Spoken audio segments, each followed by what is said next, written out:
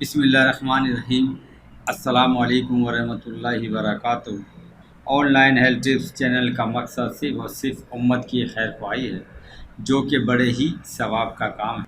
یہاں آپ کو سر کے بالوں سے لے کر پاؤں کے ناخنوں تک کی ہر بیماری کا علاج مفت بتایا جاتا ہے۔ بس صرف آپ سے ایک گزارش ہے کہ ویڈیو کو آگے شیئر ضرور کریں۔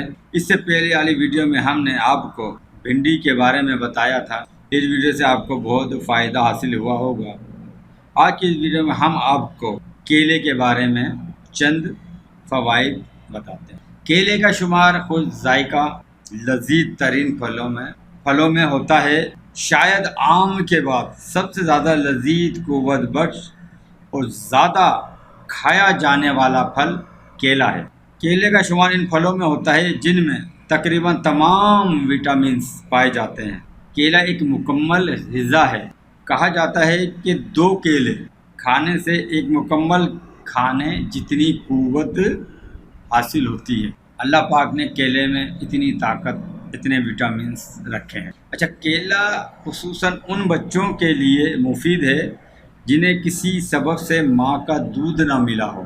ایسے بچے کو باقدر ضرورت پکے ہوئے کیلے کا نصف یعنی آدھا گودا دودھ میں ملا کر دینا چاہیے۔ الٹی، موشن، دست وغیرہ کے مریضوں کے لیے کیلے کا استعمال بہت ہی مفید ہے۔ جس طرح آج کل خشک کھانسی کا مسئلہ چل رہا ہے، کیلا خشک کھانسی اور گلے کی خشکی کو دور کرتا ہے۔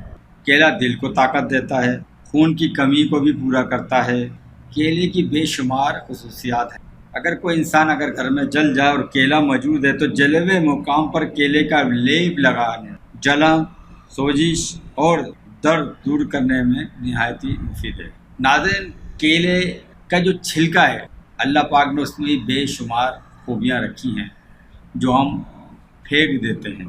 جو اسلامی بہنیں اپنے چہرے کو خوش نما بنانا چاہتی ہیں، چہرے کی جھریوں کو دور کرنا چاہتی ہیں، وہ کیلے کا استعمال رکھیں اور جھریوں پر کیلے کے چھلکے کا مساج کریں گے، انشاءاللہ جھریاں دور ہو جائیں گی۔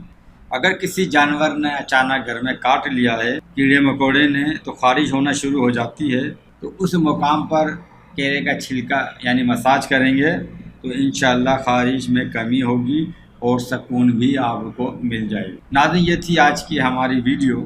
ہر قسم کے طبی مشورے کے لیے اسکرین پر موجود نمبر کے ذریعے آپ رابطہ کر سکتے ہیں۔ اگلی ویڈیو میں پھر آپ سے ملاقات ہوگی۔